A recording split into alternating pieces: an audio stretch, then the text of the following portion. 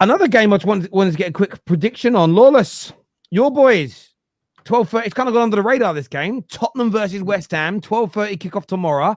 You feeling confident? Mate, new manager, new project. I don't know what to expect. I'm just saying, like, it's new. This guy's just not serious, bro. He's not serious, man. Oh my Listen, I can tell this guy. I haven't even watched your stream with Tobes, yeah, and I know that you were probably telling him you're gonna beat him and that. You come here, you've got a different chest, bro. Why have you not got a chest, bro? Go and watch the video, Lawless Live. Go watch the video. What I'm saying is 7 games into the new manager, we're still in an element of unknown. Now, what I want from this team is to give me what they didn't give me in the Chelsea game, yeah, and that is a derby performance, yeah. That is to put in those crunching tackles, to leave something on them, to fight and sweat and bleed in that West Ham shirt to show that this is an important game. But yeah, Spurs are looking very shaky right now. So I'm confident that we can get a win for sure. I'm confident we can get a win. I predicted a draw. A spoiler alert. But yeah, like Chelsea, Spurs are on the ropes right now. After that Brighton game, they're looking shaky. And we know what to expect from Spurs. Like, Ange plays the same team, the same tactics, the same formation every game. Lopetegui's had time now with the national break to plan and prepare. And now we're starting to get to the point where we're putting out a consistent lineup. That's been a part of our problem. Too much chop and change the lineup. Consistent lineup. I think we're going to play the same team we played against Ipswich and we played against Brentford. Get that consistency. Slap them in their own backyard. And happy hammers. But you know what, the chest is mad different after being Ipswich. But let's talk about what changes did you see last game? Because listen, the straight facts ended last time. Terry, you had to go, and Don had to go, and I had done Lawless for a minute, and I was like, Dan, be honest with me. What happens if you don't beat Ipswich? And he said if they don't beat Ipswich, then he's gonna start calling for the manager. So it took him one result to finally lay off that. He's like, you know what? Now he got his victory versus Ipswich, so now he can come down. But can you tell me what you've seen different in Ipswich where it's not going to give you the confidence to go into next game and say, you know what? Now I can beat Spurs. Because no disrespect to Ipswich. I like McKenna a lot. Actually, he should have been the English manager that I said that I want. Because McKenna's very good. I just don't think he has a good set of players. So I feel like everyone's going to smash Ipswich. What gives you the confidence that you're going to go do to Spurs what you did to Ipswich? Like, what happened that game? Well, I don't think we're going to do to Spurs what we did to Ipswich, but here's the difference. Here's what gave me. We didn't just scrape a win against Ipswich in a competitive back and forth game. We dominated that game, right? So when I said, like, yeah, if we lose to Ipswich, like, I'm putting pressure on the manager, I meant it. But we didn't just win, we dominated. And I saw a lot of positive signs there. Our whole front three, all our attackers scored, which is a positive. So confidence for them. And then we go into the Spurs game. And what gives me confidence is, like you guys said about Thomas Frank, Lopetegui as a manager has come in and said he's going to play a different way depending on the team that he's against. So I'm expecting that he's going to go into this playing a bit more pragmatic, play to Spurs' weaknesses. Do you know what I mean? Like I said, Spurs, Ange Postecoglou, one-trick pony. At Lopetegui, better, by far, much better game management than Postecoglou. So if it's competitive and we need to make substitutions, we know that Lopetegui's substitutions are going to be much smarter than Ange Postecoglou's. Do you know what I mean? Because what's he going to do? Bring Maddison off for Werner if Werner's not starting. So, yeah, I think if the game's in the mix, Lopetegui has the tactical knowledge to fix it up in the game. Obviously, it's at their ground.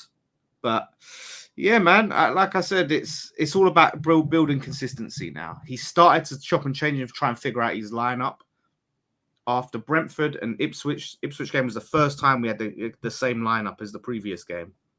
Take that into this game. We're building. Did he play Kudus on the left again against Ipswich? Yeah, he did, which is still not ideal. Can you remind me of at least your midfield and front line of that game? So we played so we did play Thomas Souček, who I've not been the biggest fan of, but he's someone who's been playing well. Like, he's been playing well. So I believe we had, let me go back to it because my memory is not great. But I believe up front we had Antonio, who, yeah, like if Fulkrug is injured, and that's what I said on my preview, right? Is that 2024, Antonio is still leading the line, which is crazy to me. However, for this game, I think that's the right choice. I think he's physical. So yeah, we had Rodriguez holding, Souček and Paqueta just in front, and we had Kudus on the left, Bowen on the right, Antonio up top, right? So we're probably going to play something very similar, if not exactly the same in this game, which I think it will work for this game. I think that's a good team to go. You want someone physical against their defenders. You've actually got the perfect set of wingers that you want to face Spurs, bro, because they're at home. You know what I'm saying? They literally play in the other half. You know, they leave their defenders isolated one-on-one. If you remember when Arsenal played them and Saka literally was 1v1 with Davis every single time, bro. Yeah, if you've got Bowen and Kudus running into all that space, it can get long for these guys if they're breaking down their attacks. You know what I'm saying? But I don't like Kudus on the left. You know this, Lawless. We've spoken about it. Bears, like, he's leading on all the stats in terms of his take-ons and that. He's very good at running at his man. But the angles on that left-hand side, they just don't really suit him because you're not seeing the end product. You know what I mean? You're seeing him why you don't just play doing the first bit. Instead. You're seeing him doing the first bit, but the bit after, I think he can be getting more goals from the right, or if you play him down the middle. So I don't know, man. It's like, Kudus is one of your best players. You shouldn't be playing him on the left. You know what I'm saying?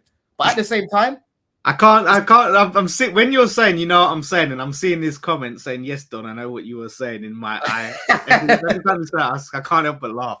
Bro, I know what you're saying. You know what I'm saying? But yeah, man, listen, you can do something to them. You can put a dagger there, man, because you went there when Wood-Prowse scored that time, innit? Yeah. You know what I mean? Because Spurs, the thing about Spurs, they'll create chances, but they miss a lot as well at the same time. That's the thing about them. Ange hasn't beaten Arsenal, Chelsea, or West Ham in all the games. Bro, he hasn't beaten you lot. He hasn't beaten us. He hasn't beaten you. He ain't beaten us. He ain't won the proper derbies, like not in counting like the Fulhams and Palaces, the real derbies where there's like genuine animosity there and there's some heat to it. He hasn't won those games, so that also I think goes in our favour. You've got a chance. I know Spurs have picked up a little bit of 4 minute, but again, they're up and down. Did they? I mean, they lost to Brighton last game. That's what I mean. They're up and down. You know, let me say picked up form. Brennan Johnson right now seems to be scoring every week, right? So you got to look at him because his movement. I'll be real with you. His movement is very, very good. But overall, as a winger, bro, the guy barely wants to run at anyone. But if he gets in behind, he will score. That's one thing about him. Yeah. But yeah, it's gonna be an interesting one, man. I think you lot can do something. I can't lie, but it all depends on your manager. It all depends on how he sets up. They're gonna get cooked, bro. Don't lie to him. They're gonna get cooked. I'm gonna be honest. This is just your anti. They're gonna get cooked. No, it's not anti anything. I love how you mentioned Brighton, and I told you in the beginning of the season, Brighton are a better team than you. He didn't agree with me, and look at us now. Brighton are a better team than you, so I was right on that one. I love how you snuck in, by the way. I understand that Ange hasn't won any big London derbies, but I love how you snuck in West Ham with Arsenal or Chelsea. He said, oh, he hasn't beaten Arsenal, Chelsea, and West Ham. Because they're the real derbies. They're the teams. Yeah, I understand that, but they're still better teams than you. If it doesn't matter, they're better teams. They're derbies in terms of rivalry. Form goes out the window with derbies, yeah. So with their teams, our fans have rivalries with. So it matters. I know what you mean, but when you compare them footballing wise, no disrespect, both of them are clear of you. So maybe not Chelsea. Chelsea was not clear of us last season. Yeah, I was about to say maybe not the last couple of years, but at least Arsenal are. So it's much harder to beat Chelsea and Arsenal than it is to beat West Ham. And I'm not gonna lie to you, Lawless. It is coming this weekend. You're finally gonna lose to them. You know, Angel's gonna get his first West Ham London derby win on your head top, bro. I'm gonna be honest with you, because I just see this game going one way only. It's gonna be possession for Spurs. I'm not gonna lie to you. You're not even a good counter-attacking team. Like outside of Kudus, who I feel bad for because he shouldn't be playing counter-attacking football. He should be on a team that's trying to dominate the ball. He shouldn't be just running down the wing on the left. I just see him. He's just sprinting down the left. He's an athlete. He could do it, but that shouldn't be how he should be used. You know, Bowen lost a yard of pace because of age. Obviously, Antonio as well. So you're not even a good counter attack. Owen's not even that old. He's like late 20s. Like he's like 28 or something. I don't know, but I'm just saying he just looks like he lost a yard of pace. Yeah, I mean, Staffy, you can lose a yard of though, pace, but the late 20s. Look at Rashford; he also lost a yard of pace, and he's not in his 30s. Yeah, but Staffy. The thing is, I think what it is. Yeah, I think with you, you're kind of looking at West Ham the way you are because you just don't rate their manager, which is fair enough. No. Yeah. It's not that I don't rate their manager. He has decent players that he doesn't know how to use. That's my point. Of course, I'm gonna underrate them because I wouldn't say underrate them, but I'm not gonna rate them because of the way they're being used. Like, here's the thing: you were talking about Suchek earlier. One second. So you were talking about Suchek earlier. Suchek to you reminds me of like when we were signing all these midfielders and we're still playing McTominay. And that's just it just shows you how bad the manager could be sometimes. Because you have what's his name? Soler, and you have what's the Argentinian guy's name again? Rodriguez, yeah. You have more technical midfielders than Suchek. I was watching a game of yours. I don't remember which one, and you guys were getting peppered. And then he brought on Suchek in the first half. I don't remember which game is that. You're definitely gonna remember because you're the West Ham fan. But it was this season. And I looked at it, I was like, it just shows me that you still don't know how to use your new signings. I haven't seen Somerville. There was a big hype about Somerville going into West Ham this season. I'm still yet to see him being utilized. I'm still yet to see Paqueta being utilized in attacking advanced positions on the pitch. I'm yet to see Kudos playing his best position. I understand the whole thing about Fulkrug if he's injured or not, but even Fulkrug, you still can't implement him. You made so many signings, but none of them are really clicking. And the whole team as a whole, it just doesn't look that good.